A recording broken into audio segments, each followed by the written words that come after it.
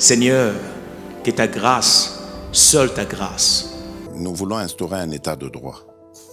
Et dans un état de droit, il y a une justice indépendante. Ce n'est pas à l'individu Félix Tshisekedi de commencer à faire justice.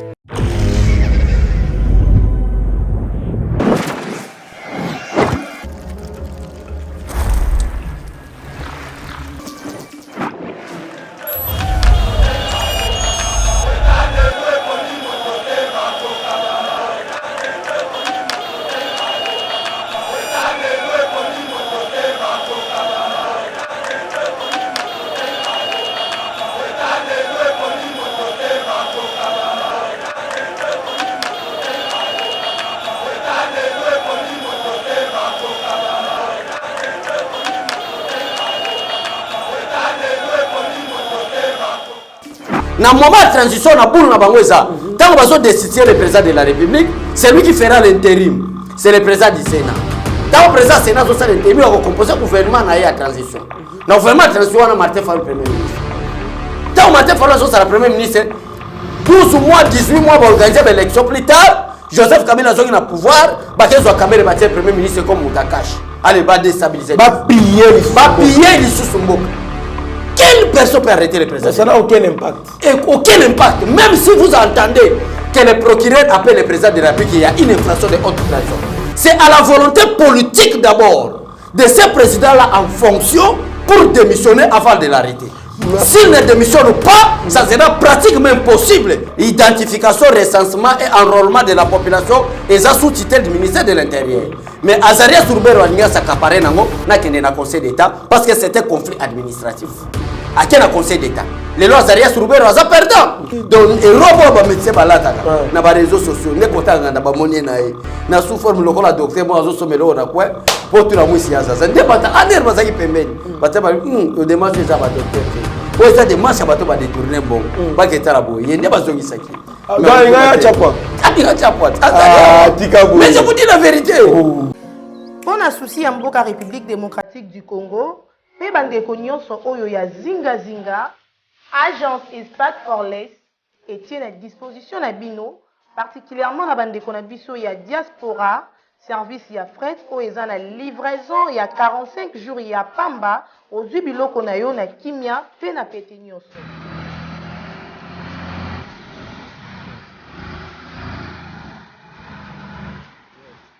How you doing, Mr. Farid?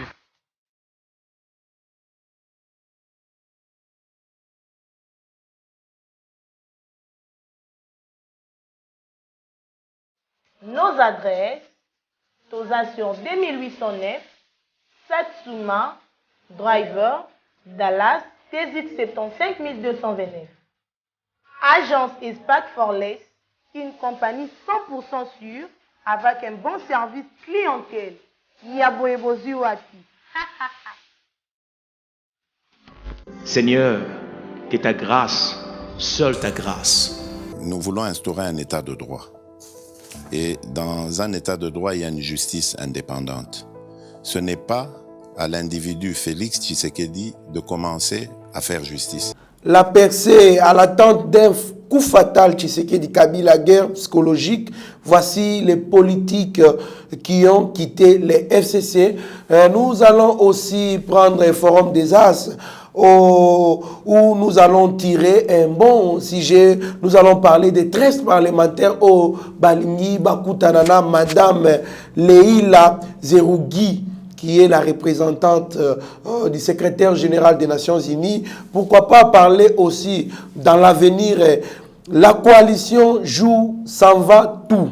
C'est-à-dire, Ali Akoïna Makasi, Kalamini, bien que c'est la session ordinaire du mois de septembre qui va bientôt commencer avec Abécho. Nous allons décrire et parler en long et en large ce qui concerne vraiment cette rentrée. Et puis, les phares, lui, parle des vrais faux malades dans les prisons, les syndromes Mungulu-Diak. Nous allons parler de Yvette Kimuta qui vient d'être libérée provisoirement. Nous allons parler aussi de l'ONUP à la recherche de 350 millions ISD pour les recensements.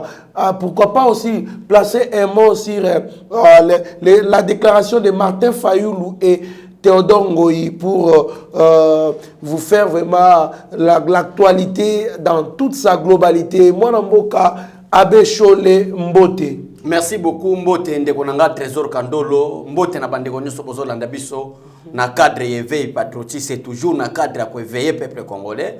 Merci na congolais nyoso za vrai patriote. Je ne parle pas aujourd'hui na ba congolais baza inconscient. Parce que tout le monde qui commente pour Martin Fayoulou, tout le monde qui suit le leadership de Martin Fayoulou, c'est un homme inconscient. Ah bon? Voilà, aujourd'hui, nous voulons parler et éclairer aux Congolais conscients, comme Trésor Kandolo, comme les autres Congolais balandabiso partout, au bazar conscient que nous devons lutter pour notre pays. Merci beaucoup, Abbé Cholé Fayoulou. Les FCC réclament des actes. FCC, c'est Peli. La déclaration, il y a Martin Fayoulou, na Théodore Ngoï, mais bali kosenga ba action concrète. Mon bon Abbé Cholé, on nous dit quelque part que les dernières 24 heures ont connu des transactions intenses, entreprises essentiellement pour tenter de donner de la cohérence à l'initiative de Fayoulou. Il a été ainsi demandé au président de décider d'organiser des meetings populaires à travers la capitale en vue d'expliquer sa demande, donc envie d'expliquer à la population à travers des meetings sa démarche et surtout de convaincre la population à travers la légalité de cette démarche. Donc Martin Fayoulou Ali Lokola Mutoba Pessi, donc selon les phares, Pessi et moyen pour à ça la campagne. Il y a à travers ma meeting quoi, il y a qu'on conscientiser la population à convaincre bango pour destituer Félix Tshisekedi et le monde à FCC. Réaction à la ligne. Mais il y a on a le but aujourd'hui les émissions celle pour les Congolais basa conscient. Sont inconscients parce qu'un homme qui est conscient ne peut pas suivre la déclaration à Martin Fayoulou. Un homme qui est conscient ne peut pas suivre Mutulokola Christopher Ngoï. Ouais, bien Ngoï asa tata na ko bota yonanga. Asa tata mukolo. Mais tout le pourquoi il n'est pas marié? Atika boya marié. Asa célibataire à balate. Atika boya. Même alliance à Pamba Ngoï, Théodore asa balate. Mais ça on dit souvent alliance. C'est un pasteur, c'est monsieur Ngoï. Ya wana sol ba kende konanga kandolo. Peuple obino bozolanda biso, sambino mbele biso tozate. Soki lelo toyoka elengi éveil patriotique, po ezana batebele bafani na banda kuna bango. Bazoluka baye ba situation ya mboka. Ne wana bike zande bino batu bolanda kabiso, boza ba homme conscient. Parce que un homme conscient kolanda mutuloko Fayoulou te. Un homme conscient akolanda mutuloko la Théodore Ngoï te. Théodore Ngoï azana célibataire. À son âge papa plus de 60 ans, mais azali célibataire. Osola nande konanga azali soi-disant pasteur non abota pété azali yango lozomona mais comment est-ce qu'on aurait un président célibataire voilà, même la parole de Dieu est claire, c'est lui Théodore Ngoï, au lieu d'expliquer aux enfants de Dieu en tant que serviteur de Dieu, même la parole de Dieu est claire. Comment est-ce que tu peux gérer l'église de l'Éternel tant que tu es encore mes gestionnaire dans le niveau de la famille? Osola Théodore Ngoï qui n'a pas une famille, qui n'a pas des enfants, a été commencé à la pasteur. Église na yake kuna pote za la pasteur, na église ango azana moi ya 20 personnes, oyo bato bazomona un homme fidèle. Moi na mwasi moya yake na église eza. Candidat malheureux, candidat malheureux. Président alinga comme président. Or selon, mais pourquoi le long na tiki constitution vraiment? La constitution congolaise est claire. Il faut être marié. Mais nous comprenons que c'est quelqu'un qui est célibataire à plus de 60 ans, mais azolinga za la candidat président de la République. Et comment tu impédis ça, makasi na mboka toni. Vraiment. Donc pour envoyer ça peuple congolais. Que biso ndenge tozali na logique na biso. Tozolo bela makambu o ya ba congolais baza conscient. Mais par rapport à Martin Fayoulou, FCC ba osenga ba FCC ba osenga. Je m'excuse. Action concrète. On est direct, je m'excuse peuple congolais. Ce n'est pas le problème à acte concret. Ndekonanga kandolo bato yo basali que Martin Fayoulou comme les loto banangoka les abata FCC. Ah bon? C'est FCC qui a créé Martin Fayoulou. Opposant à l'opposant Félix Tshisekedi, croyant que du fait qu'il y a via Félix Tshisekedi, croyant que du fait qu'il y a un rassemblement, croyant que du fait qu'il y a allié à IDPS Kala, c'est qu'il y a Félix Tshisekedi va déstabiliser Félix Tshisekedi. Il y a un point faible. Tu vas créer ce Kabila. Quelques exemples peut-être que les là. Talananu, Mutumoko, Nakotanga Congo, ce n'est pas un problème pour tous les Fingate. Parce que c'est lui qui a déclaré. Talana Mutumoko, Bako Benga communicateur à Maté Falso qui prend ses pengi. Est-ce que Kando, en tant que journaliste d'investigation, est-ce qu'il y a des Tatanaï? Est-ce qu'il y a des Mamanaï? En tout cas, il y a évité. Province n'est pas toi, ta province. Mais tout ça, comme on est à la déclaration qu'il y a un communicateur à Maté Falso. Avez-vous déjà entendu cet individu après ce Pengele attaquer Joseph Kabila, qui a détruit le Congolais pendant plus de 18 ans? Non. Avez-vous déjà entendu ce monsieur, et après ce Pengele, attaquer Azarias Rubero? On a pas commentaire comme Bimalelo que ce monsieur-là a de Azarias Rubero. Mais je vous dis la vérité. Qui a détruit ce pays? C'est Joseph Kabila. Mais t'as la éloquence, ce monsieur, cet individu. Il y a Prince Pengele à Koloba. Que bouclier, il y a Joseph Kabila, c'est Félix Tshisekedi. Commençons d'abord à chasser IDPS et ensuite Kabila.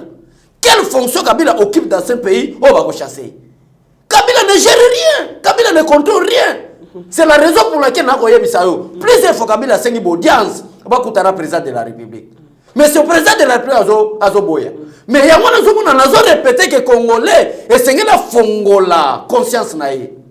Congolais sengeli a fongola bomoto naï a comprendre nana zo bunda pour l'intérêt naï.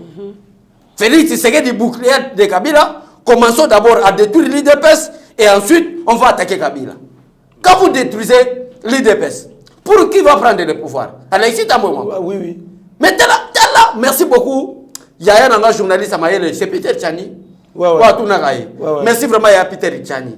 Vous cherchez la destitution du président de la République, Prince Penge répondre. Pour que le jour où Félix Tshisekedi sera destitué, qui va le remplacer? Azo Sangamalo, que le peuple reçoit. Par quelle magie? Par quelle magie? Par quelle magie? Si vous c'est la cour qui décide le président de la République. Maintenant qui va cour qui va faire l'intérim? Prince est incapable de Koloba. Contrôle. Il faut comprendre que ce qu'on t'a dans le leng, il y a Prince Pengele bien. Quand on a une province là, mais comme on est le Liban, on a que Mouto, on a façon à l'obéla. On a la côté à Maniema, on a côté à Sankour. On a côté à Ndekoumoubia, la bonne Koloba, on a côté à Baba Congo, ou soit côté à Baba Ndundu.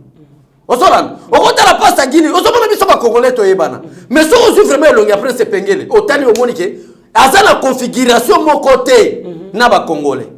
Hôtel est longué, aujourd'hui Rwandais, parce que nous sommes là. On attaque le régime à Kabila. Parce que le régime à Kabila n'est pas le peuple congolais. Donc les problèmes au frère Kandolo. Journal Nabiso Lobi Makamba Solo. Mbango et Bimi. Oh Martin Fayulu a zo banda ko tambola na 24 communes. Ko diaboliser plan ya président Félix Tshisekedi. Ko pousser peuple congolais na haine. Si on va comprendre que le peuple va comprendre. FCC va détruire président. Voilà. Population trouvant normal. On a mission alors sunga FCC na ko sala campagne pour temporiser la population. Donc là, il y a une mission qui est que tolingi to ba congolais basa consciencieusement souci na moka na bango. Ozolanda. Peuple a na conscience que moka ezamboka nanga. Nde mongo nde bimi ya Martin Fayulu. Nana bimi simbongo bata FCC. T'as le discours ya bata Fayulu.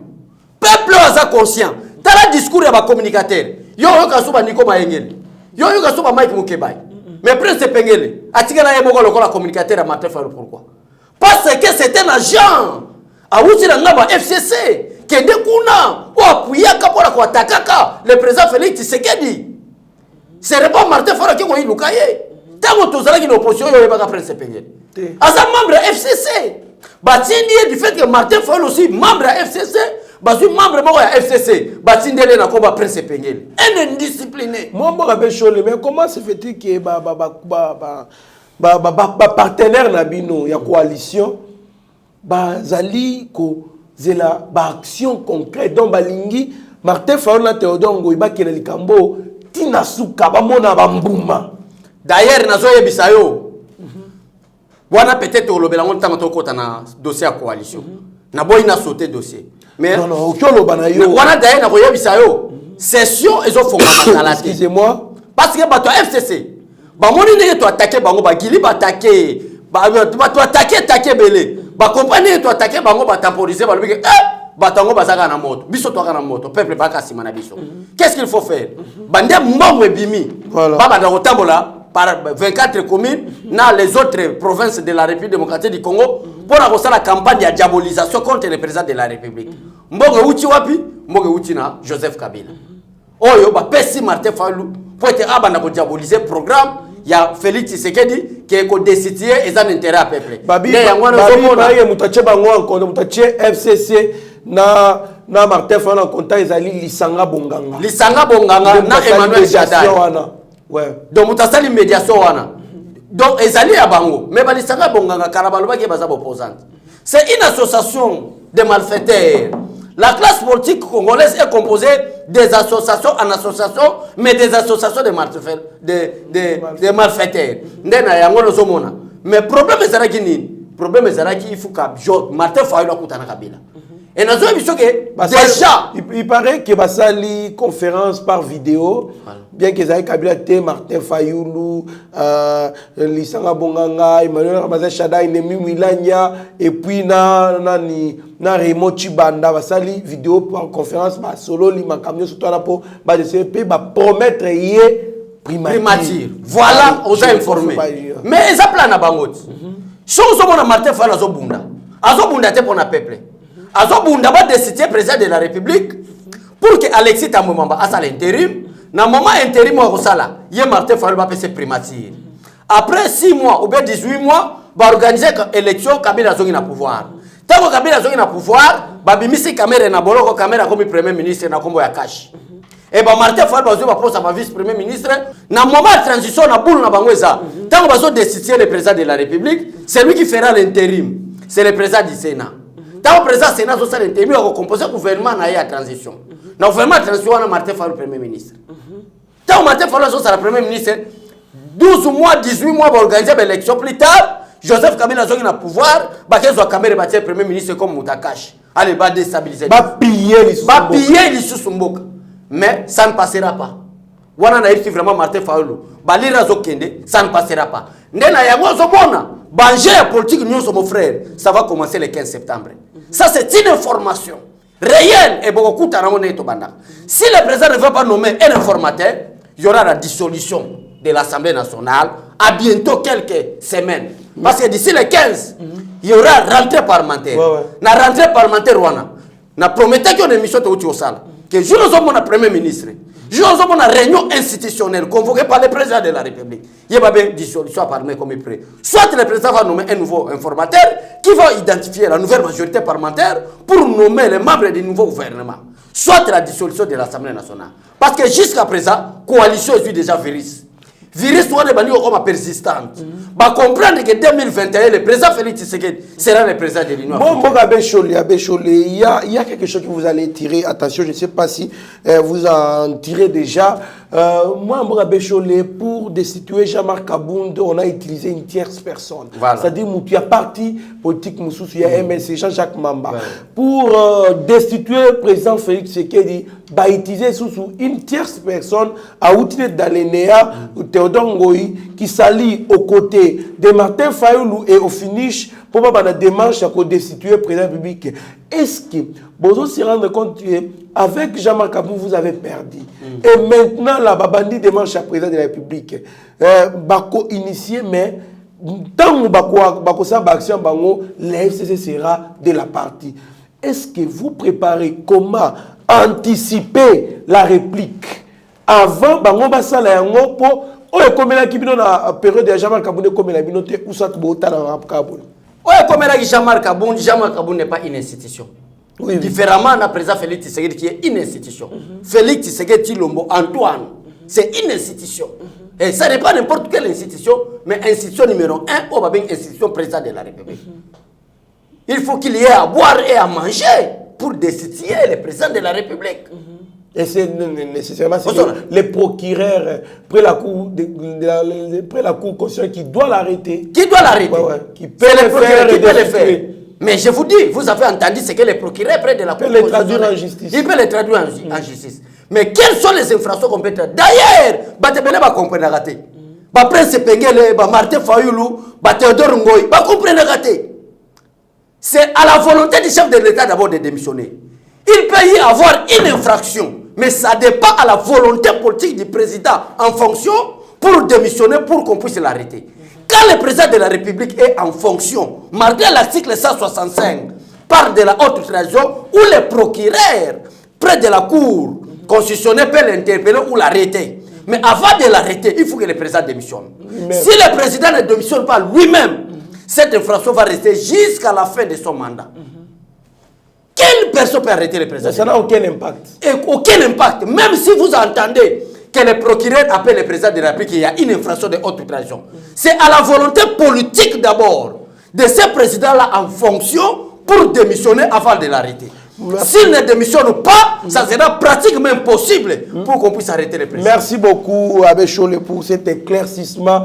Et nous passons déjà, le Conseil d'État donne raison au VPM de l'Intérieur, Gilbert Kankonde, par rapport, il y a une procédure en Tamaki qui va interpréter qui pouvait, en tout cas, au finish, avoir les contrôles. Il y a recensement, identification, il y a population congolaise. Au Monaki déjà, comme qui donc problème avec le ministre de la décentralisation et réforme institutionnelle, Azaras Rouberoa. Alors, à saisir ça qui justice, et justice à Kati, en faveur, il y a ministre, il y a intérieur. Alors, ta réaction à propos de ça? Oui, voilà, il faut informer le peuple. Réaction, merci beaucoup au Conseil d'État. Où est l'administration? Où est le conflit administratif? Merci vraiment. Les lois, on va vous répondre. Gilbert Kankonde, d'abord, a une préséance, plus que Azaras Roubero. Aboya, ça est la force, parce que c'est le patron de la sécurité. Aboya, c'est le dictateur, Azaras Roubero, c'est le dictateur, n'a serait un plus 4. Mais Gilbert Kankonde a compris que la lutte de mon mentor, la lutte de mon président Félix Tshisekedi, c'est la justice qui est équitable, doit départager les institutions ou les membres du gouvernement en cas de conflit. Qu'est-ce que je dois faire? Malgré il y a des attributions du ministère de l'Intérieur, bien connu le but que identification, recensement et enrôlement de la population est sous tutelle du ministère de l'Intérieur. Mais Azarias Roubero a s'accaparé dans le Conseil d'État parce que c'était un conflit administratif. À quel Conseil d'État? Les lois Azarias Roubero ont perdu.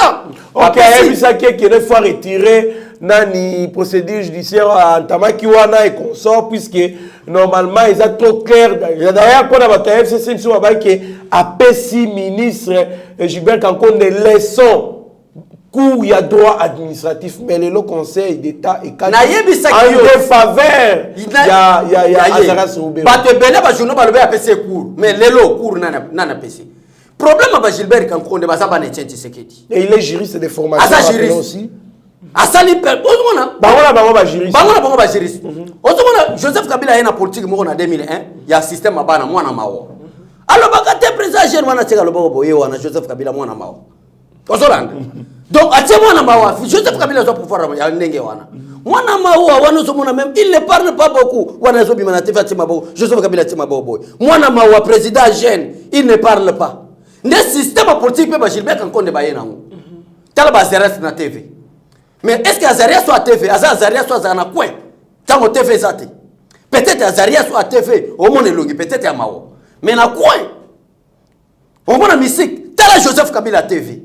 Joseph Kabila est Mao. Mais t'as n'enga pillé ba Congolais pendant 18 ans. Motema mabe. On s'en rend. Biso to comprendre que bateau politique to comme la bango. Et on a la politique ya motema mabete. Et on a la politique que le col a toyebi. Le col a Kabila est dans le système mwana mawa. Tiens comme il peut présenter le système mwana. Biso peut toyer na politique ba Gilbert Kankonde mwana mawa. Yango ba ben appelé président Fatima Tango qui aza yuma. Toyer na c'est ça ça wana. Ba bengi Fati yuma. Le lo Fati a troublé na ba Martin Fayulu, na ba Joseph Kabila. A troublé tout le monde. A vu appareil judiciaire a nommé ba généraux. Yuma kaka. On a compris. On a compris que Kabila Lingate a son mouton à courageux. Kabila Lingate a bateau à faible pour manipuler bango. Félix Tshisekedi c'est faible. Oui, mais Jésus-Christ lui-même. Abota minanda ba meme. Mais moi, on a le roi des rois. Jésus-Christ, moi, on a le tout-puissant. Aya abota minanda ba meme. Mais pour la sauver mon kill, pour la combo na eba démon bakima. Yesu ayaki na système mon amao. Et Félix Tshisekedi a compris face à un dictateur. Ozolan, toko ya na pouvoir teke, pouvoir moko totalitaire. Non, nous sommes comme ça. Vous violez. Toye na système abana mao. On va fouiner par les passés. On ne va pas arrêter personne. On est là, système mon amao. Mais lelo oyo, moi na mawa Gilbert Kankonde. Lelo Azares Rubero. Aza perdant. Maintenant, Office national d'identification, c'est confirmé par le Conseil d'État que va passer raison na Azana Gilbert Kankonde que ONIP, qui est l'Office national d'identification de la population, et ça na sous-tutelle, il y a le ministère intérieur, maintenant tozo bana maintenant musala où nous allons identifier Azares Rubero. Pour te passer carte à citoyenneté. Où nous allons identifier Prince Pengele. Tu parlais beaucoup dans l'État d'intérêt. Êtes-vous Congolais? Et Pengele Prince. Prouvez biso. Prouvez biso. Crainte n'a pas encore déjà. Ça c'est leur crainte. Parce que moi je doute na Prince Pengele. Ça je vous dis la vérité. Je doute fort. Maintenant, le col ONIP, qui est l'Office national d'identification, bah ça on a ministère intérieur. Moussa les autres déjà bah bien si budget na bango.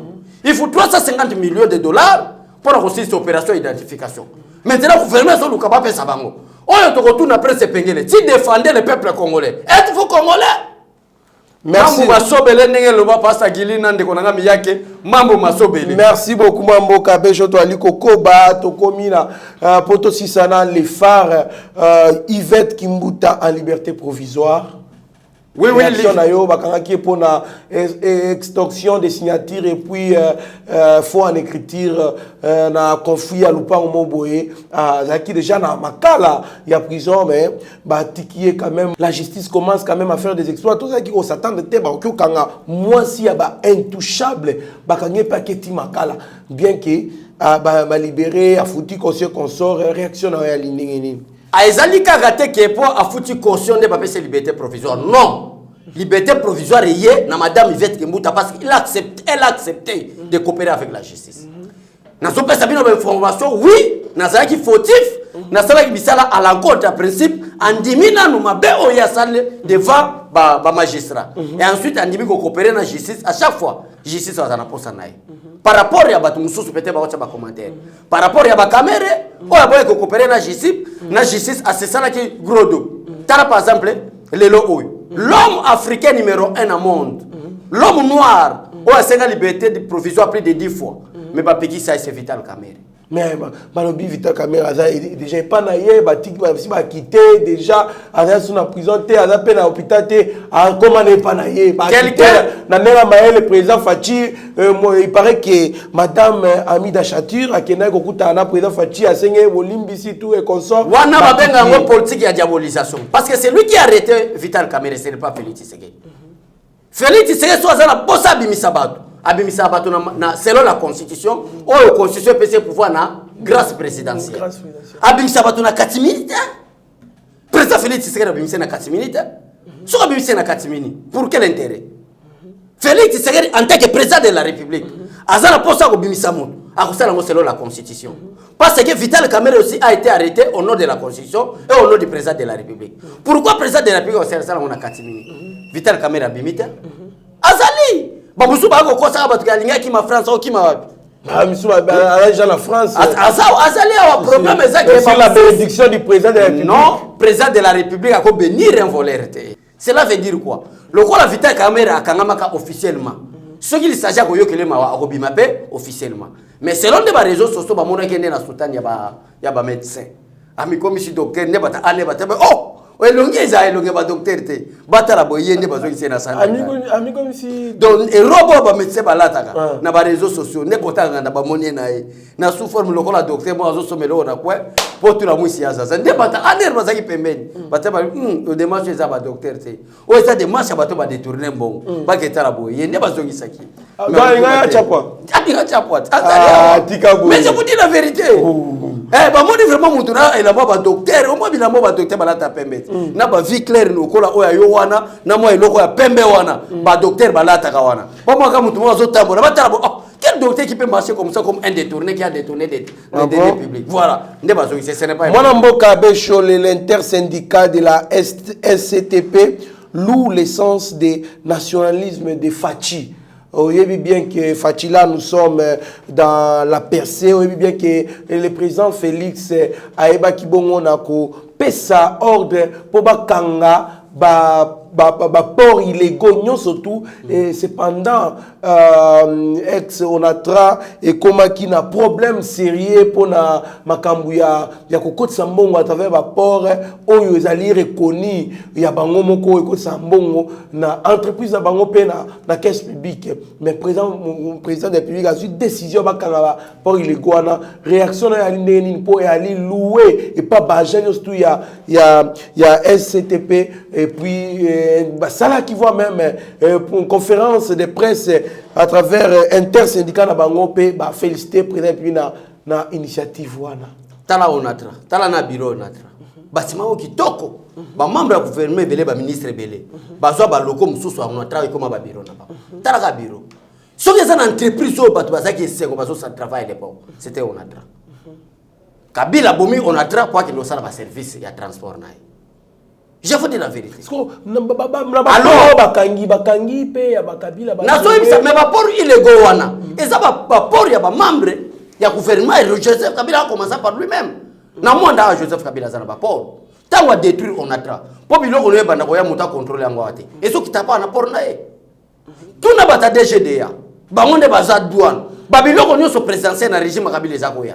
Est-ce que ça na ba bordero ozo tête ba so futa mpaka kwa l'état? Il y a nanzela douane jamais. Vous comprenez? Biloko zeko ya na baport na bango. Ba généraux ne pas bila basaki na baport. Un homme comme toi et moi, to kozala na porter. Ezaki ya bango po balonga na taxe, ba biloko musu ezala incontrôlé na ba membre du gouvernement. Alors c'est concurrencer l'état. Voilà, mais c'était leur objectif. Na yebiso notre pays a été pris en otage par des sujets étrangers, c'est clair. Avec un seul objectif, tout dépouiller le peuple congolais na richesse naï. Tant que comme on bon to bana manipuler bango. Le côté régime Kabila pas manipuler il faut oser réellement un combattant de l'IDPS. Parce que sont un faux combattant de l'IDPS ba manipuler. Le kola ba Bruno Tibala, le kola ba Sami Banibanga, bazali mais le kola ba Mubake parce que ba zo enseignement et régime Kabila avec une seule mission, une seule mission. Régime Kabila avait une seule mission, Ndeko Kandolo. Quelle est cette mission? Mission est là qui dépouiller richesse ya Congo. Ba comme ba milliardaire, ba comme ba multimilliardaire. Tant ba comme ba multimilliardaire, ba bandi ko manipuler peuple congolais. Ba ngota ba comme ba multimilliardaire, peuple congolais zo kufa nzala. Yango soma congolais le comme lokoso. Ba PC polo na $100 ko beta maboko. Il faut être un réel combattant comme nous. Nous sommes des vrais combattants. Tu ne peux pas me corrompre. Merci beaucoup, Mwana Mboka Abeshole et Ali Pasimingi. Tout ça, quand Mboka la décision, bon côté, mais pas pratiquer yango réellement. Kuna bakanga ba ports illégaux ana nyonso tout le monde a vraiment que non biloko na bango ana ya batu o ba misalela ba port na bango moko ekote sukuna te komiko ya na ba port officiel o ezali ya koyeba en tout cas ezali singo mingi beaucoup d'amboka il faut vraiment qu'on ait des décisions anti nasuka moi mboka Abeshole to ali okoba na émission na biso forum désastre Leila Zerougi disposé à rencontrer les G7 les 13 parlementaires au bali na démarche ya keba ça la réforme et la loi électorale et consort oyo batu misusu bali ko reprocher bali ko ça la démarche pour un dialogue tolingi dialogue te biso tolingi ba transition te tolingi mboka et décoller na ba institution oyo uti na ba élection et cependant Leila Zerougi plutôt dit qu'il faut discuter des choses qui fâchent pour ne pas avoir des élections contestées pour éviter l'élection il y a modèle il y a élection 2018 il y a 2011 pourquoi pas il y a 2006 réaction na yo et à l'indengeni alors discuter les choses qui fâchent ce n'est pas dialogue ou ça qui to bafouer l'élection tout suite dans sacrifice suprême discuter c'est-à-dire aller discuter au niveau de la CENI bon ça la réforme au niveau de la CENI comment est-ce que discuter pour les élections et qu'on bafouer au bisoto sali mon frère il n'y a pas d'abord des élections crédibles dans le monde même Donald Trump a été contesté tout à fait même Macron a été contesté Aujourd'hui, comme guerre na Russie pour qu'on conteste. Donc, les élections, les plus meilleures dans le monde, ils ont raté. Ils ont quelques irrégularités. Mais petit à petit, plus tu as plus berrer oyo ils ont seulement qu'ils ont dans les élections, ils ont raté. Et d'ailleurs, tu sais que les Moulumba à Sakola. Alors, clair que ndenge biso tozali boy c'est l'IDPS qui organisera de bonnes élections. Ba élection malamu za o Félix Tshisekedi za président de la République, o to sala so na 2028 so na 2030. Parce qu'il y a un problème. Il y a un préalable avant d'aller aux élections. Identification de tous les citoyens congolais. On doit identifier Prince Pengele. On doit identifier moi. On doit identifier Olive Lembe. On doit identifier Joseph Kabila. Pourquoi pas Zaria Souroubera, Naba Claude Nyamura Gabo.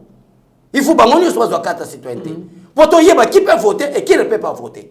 Ça, c'est préalable à l'Iboso Amouane. Peut-être il faut que nous soyons en 2030 pour organiser de meilleures élections. Ce n'est pas un problème. Mais jusqu'à présent, nous sommes par rapport à l'article 70 alinéa D, où le président doit rester en fonction, même jusqu'à 2030, pour organiser de meilleures élections au G13 Bagos. Là, c'est violer la Constitution. Non, ce n'est pas violer la Constitution. Mais oui. Quand on n'avait pas organisé les élections. C'est 5 ans renouvelables une seule fois. Alors, comment est-ce que l'élection fait mandat en 2023, Yobe Tamasola 2030-2028? Je parle de ceci. Les élections qu'on avait organisées en 2018, ils allaient une élection pour chasser les étrangers dans la tête à l'institution. Maintenant, moi, je suis comme Namboka. Tu as une élection, dans la tête à les étrangers, non. Pourquoi précipiter aller aux élections tant qu'il y a des étrangers dans Namboka? Vrai ou faux, le Congo a des étrangers. Vrai. Il y a des étrangers. Par exemple, les Banyamuleng. Ce ne sont pas des ethnies congolais. Mais même les Nations Unies vont reconnaître du fait que Bafani est au Congo. Nations Unies, il ne faut pas faire ça pour l'identité congolaise. Maintenant, est-ce que les gens vont procéder à ONIP? ONIP, on a un office national de l'identification de la population. Où est le problème, mon frère Kandolo? D'abord, il faut que nous plus de 350 millions. Au Pessango, dans la caisse, il y a ONIP. En dehors de ça, il faut commencer à identifier. Et comme même sur procédure, c'est en 2030. Et ça n'est pas mauvaise volonté. Et ça n'est pas bonne volonté par contre. Pour être génération future, on a déjà planifié qui ma camion ça m'a l'amto comme aux États-Unis. L'élection salami lelo na 12h30 minutes vous a déjà qui est le gagnant. Que l'élection va dans ça lango salami lelo bon bandi c'est après une semaine si char de combat et au kita. Yo que Joseph Kabila en 2006 a été proclamé chef de l'État. Na char de combat na Sosini. Yo que Joseph Kabila en 2011 avec Tshisekedi pour pas proclamer chef de l'État. Il faut na char de combat na Kanchach. L'élection va proclamer Félix Tshisekedi na limité va proclamer président de la République ayeti na limité na siège IDPS à rebrasser ba combattant kaka l'élection mais au moment où va proclamer Joseph Kabila ezaki na Kanchach ezaki na kati ya char de combat na Nations-Unies ne ya watu lingi to planifier yango pour fraude des alaté to zala na serveur central par rapport ya ba données au ni pa ko pesa biso pote to identifier peuple to sala na serveur central l'élection ta zo salema contestation ko zala. Merci beaucoup. Ne ya wana de Kandolo e ko zo biso tina ba 2030. Merci beaucoup Mamboka Bécholé. L'avenir, quand lui il parle de la coalition, joue, s'en va tout. Alors, à se focaliser plus sur la rentrée de la session ordinaire parlementaire, il y a des députés. Déjà le 15 septembre, Babi Bamatia a traité à l'ITEL qui la rénovation du bureau de la CENI, les débats sur les lois à problème, l'audition des deux reports de la CENI, etc.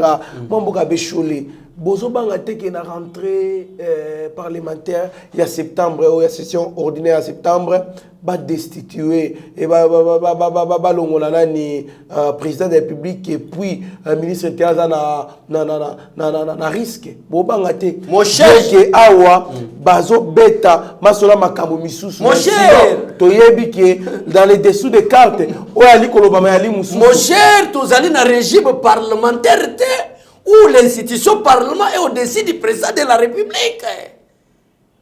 Ce n'est pas le parlement qui peut destituer le président de la République. Tout comme il a un donc, biso vraiment ba Bécholé, Bagili, Bayoka tous les combattants de l'IDPS, Tozawa, Assemblée nationale va siéger dans le parlement qui va traiter le dossier, il y a un décision président de la République. Est-ce que ça va être bangate? Natuni kaka. Est-ce que ça va être bangate? parlement oyo oiza assemblée nationale palais du peuple oyo ba beshone baza ba yoka sombaza ba gili baza ba rené baza peuple congolais zolanda direct que na parlement bazo traiter comment destituer le président de la république et ça la bango sobote jani mabunda ko bima palais wana député ni na kokota wana kaka député moko indiscipliné amekaki ko essayer ko le président de la république a pris ma décision en inconscience. Est-ce que vous pouvez être mais commencez à destituer le président de la république na parlement oh non nous avons un rôle na binoté oh ils ont un objectif na binoté oh besoin d'un institution parlement mais besoin traiter ngo biso pe tozo randeke besoin traiter comment destituer le président de la république est-ce que vous avez une conséquence té vous avez que jour wala lole ko tout na mabeli c'est très dangereux. C'est très dangereux. Et bon ministre intérieur. Nous allons utiliser l'article 5. C'est l'article 5 qui prime Nicolas l'article 9. Mais finalement, Nani, dans la population, Tolandi, Kabange Numbi Alobi, ancien ministre de la Santé Alobi, Babeti Bino na marche, FCC Basali marche, Batebele, Bina Magana. Mon frère, si Boza populaire, Boza Makasi. Mon frère, comment est-ce que Bao Bazuma député, Belé, pour les cabinets? Bazuma député, Belé, parce que Kabange Numbi Tala Enanou, avant 2 ans, il a fait un mandat à Joseph Kabila. Azala qui est incapable de sommer ta gilet, toi, Kata. Soit Tika Suge Belé, quoi, Joseph Kabila. Yotuna Kabange Numbi question. Pourquoi le chef de l'État vote Joseph? Azako catastrophe qui t'a tiré qui a belé na bande. Je crois ça. Non, voilà, toi le bamakambuya politique. Non, j'ai pas le chef de l'État n'est pas le chef de l'État n'est pas un homme privé. Le chef de l'État c'est un homme public. C'est le garant de la nation. Mais oui, mais je ne touche pas à la physique. Moi dès que je vois que mon président Félix Tshisekedi ne coupe plus les cheveux, je dois attaquer. Combien de présidents de la République a tiré sur Kébélé na moto? Le corps musicien. Phénomène peut Kabange Numbi comment il a.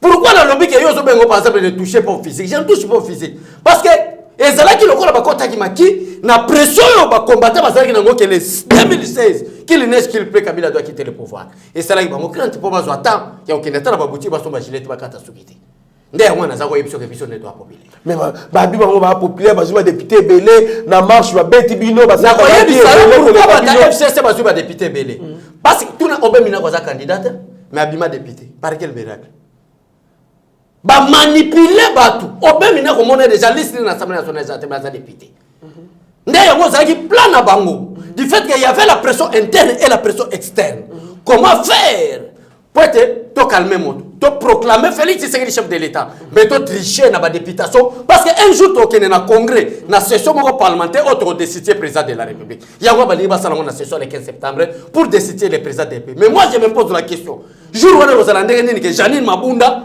na Kengo Wadondo oya senta mwana musala na ye ba fandi vraiment liboso ba sous président sénaté na plutôt oh na zolo ba oya senta mwana musala na ye Alexis Tamomamba pour aboti moi ba pechole to komi ne mwana zo se poser question na mona vraiment tata mukolo Kengo Wadondo na mama Janine Mabunda bafandi wana alors nani Alexis Tamomamba baza ba couleur moko te ba meti wana confondre te Alexis meti te azala pomo lokwa mutu mo azaki mwa meti ki mukolo ndezo nunisi na moi ya mikolo na ba problème zo le garango devant la justice na ba problème zo le garango na mona musala zo funda yi ndezo sere bongo mais so tale azaki ba problème déjà moi do chite wana ya wana so moi je suis en train de réfléchir quand même excusez-moi Janine Mabunda Alexis Tamomamba baké na congrès à l'ordre du jour la destitution du président de la République.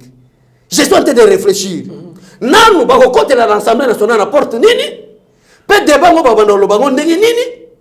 Peut et rusuka nini papa vous allez passer moi. Moi m'a chole to komi na suka émission na biso mais to que si émission te sans que oloba un mot sur na hôpital cinquantenaire kuna ba créer donc salle oyo ba liko saneti avant boki okune bembe bo tche ya ngwana bo sali mwa ba nai na basewe na bile piboki okunda ba futa $1000 et il paraît que c'est les gouverneurs si la bénédiction du gouverneur la pesi ba libanais wana opportunité wana pendant que ba kangi basali ya ba congolais bazaki na kosala moi misala na ba salwana bazana chômage de l'eau mais pendant que ba pesi un étranger opportunité na par heure $1000 mon boga bechole pour nité bazo isaka ba tunyo surtout mais bembe la kati Au moins, tu que bateau bazan chômage wana ba onyonga na koma président depuis pendant que mais étranger moko ali ko sala yango.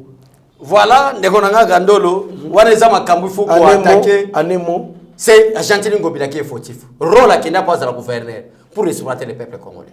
Et au Kébissi. Parce que nous sommes des Congolais. Nous avons droit au Kébissi en tant que premier citoyen de la ville. Kopozo salawana et même on a chité.